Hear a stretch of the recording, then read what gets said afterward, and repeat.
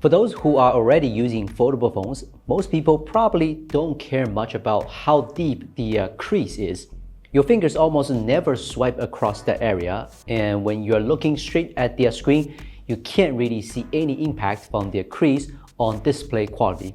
If the crease truly affected the daily experience, then Samsung wouldn't be the best-selling foldable phone brand on the earth. But making the crease disappear is not meaningless.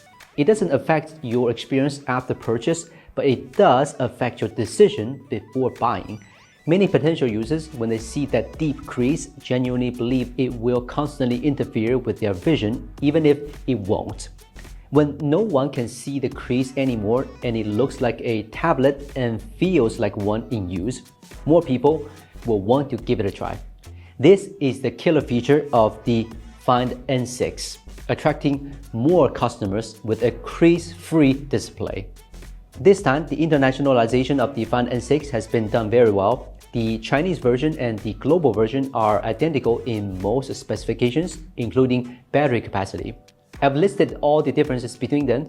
Aside from the eSIM, the Chinese version actually has strong advantages. You may not know this, the cost of a 16 gigs RAM plus 1TB ROM alone already exceeds that of the Snapdragon 8 Elite Gen 5. So the 1TB version is the most cost-effective choice.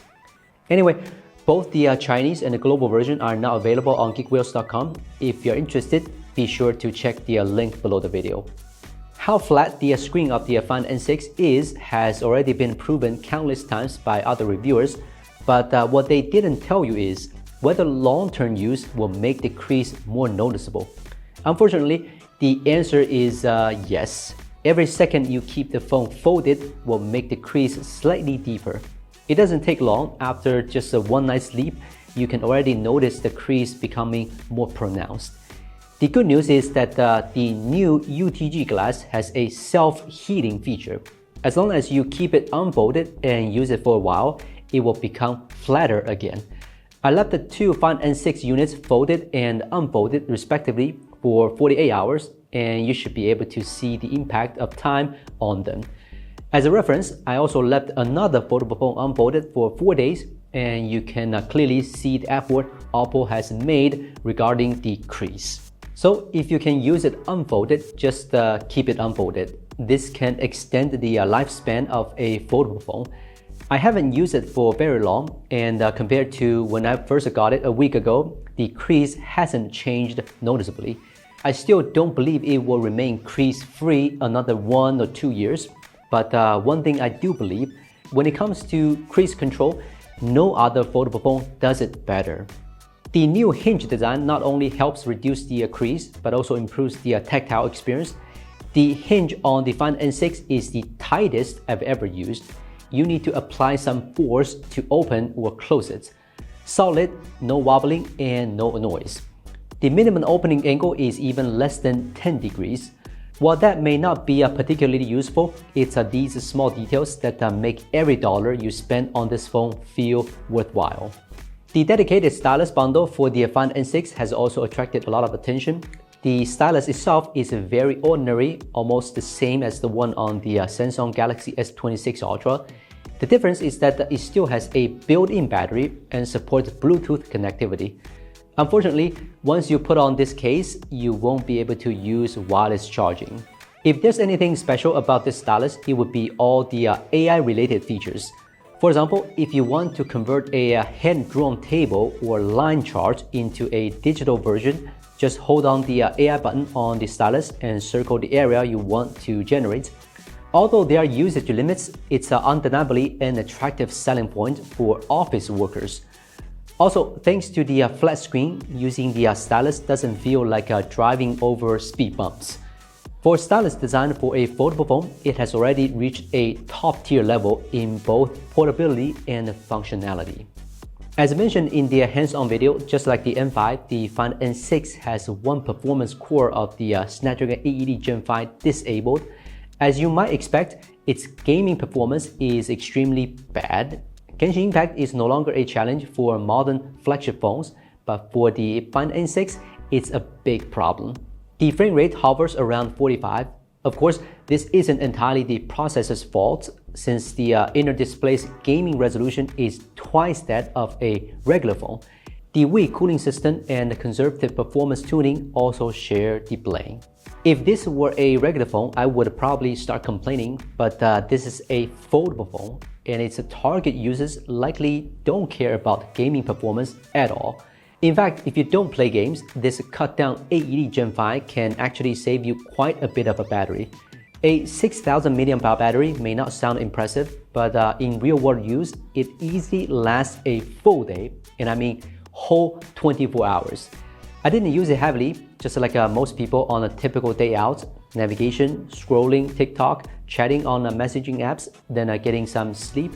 After waking up, there was still 45% battery left, equivalent to about 5.5 hours of a Genshin impact.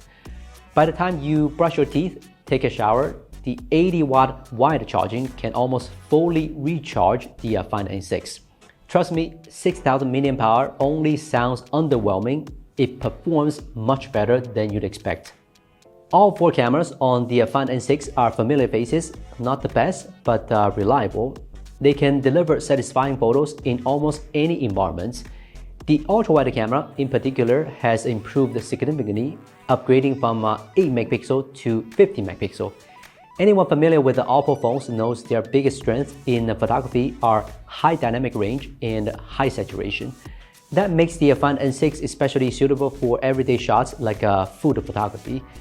Of course, the two secondary cameras don't have large sensors, so in low light conditions, you shouldn't expect outstanding image quality. As for video recording, the evaluation is roughly the same as for photos: stable footage, vibrant colors, and a good quality as long as there's enough light. The two front-facing cameras have been upgraded to 20 megapixels. Perhaps the image quality has improved, but come on, you're using a foldable phone, unfolding it, then using the rear cameras is definitely the smarter choice.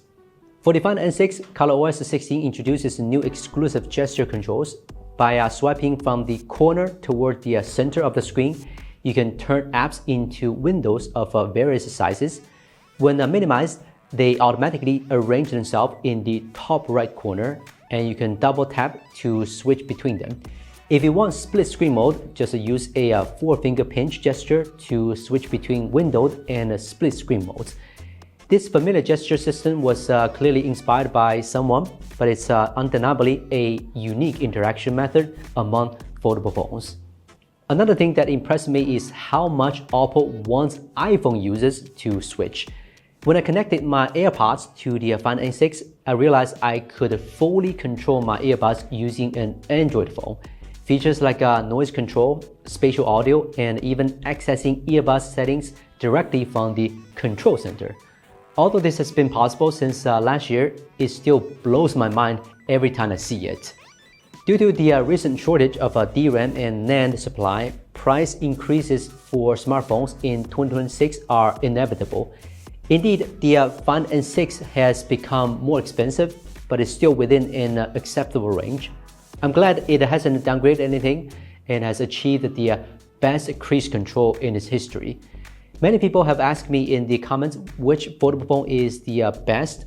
For me, before Apple releases its foldable, the answer is Find N6. Okay, I'm Will from Gizmochina. I will see you next time.